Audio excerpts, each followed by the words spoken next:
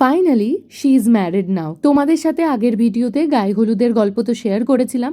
তারপর বাড়ি এসে লাঞ্চ করে আমরা দুজন বসেছিলাম রেডি হতে। এখানে আমি দিশাকে রেডি করে দিচ্ছিলাম, বেসিক্যালি মেকআপটা করে দিয়েছি। তারপর আমিও এখানে রেডি হয়ে নিয়েছি, বেশি কিচ্ছু মেকআপ করিনি, সিম্পল রেখেছি।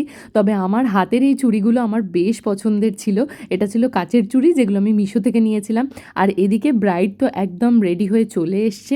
ওকে খুব মিষ্টি লাগছিল দেখতে, একদম লক্ষ্মী ঠাকুরের মতো।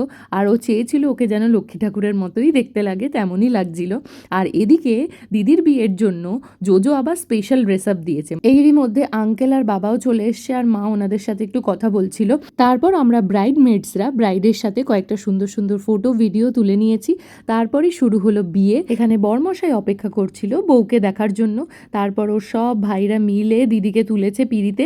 আর দিদি এখানে এত ভয় পাচ্ছে, ওকে যখন ওপরে তোলা হচ্ছিল ওর পিঁড়িটা একটু বেঁকে গেছিলো, তার জন্য ও খুব ভয় পাচ্ছিল। তাই কিছুটা ওপরে তোলার পরই ফাইনালি ওকে নামিয়ে দেওয়া হয়, কারণ ও প্রচণ্ড ভয় পাচ্ছিল। আর ওই দিক দিয়ে ছেলেকেও তো তোলা হয়েছিল।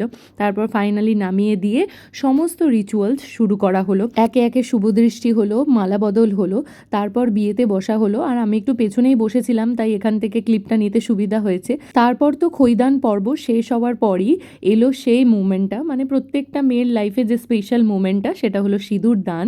Now she is finally married. ওদেরকে নতুন জীবনের অনেক অনেক অনেক শুভেচ্ছা জানাই।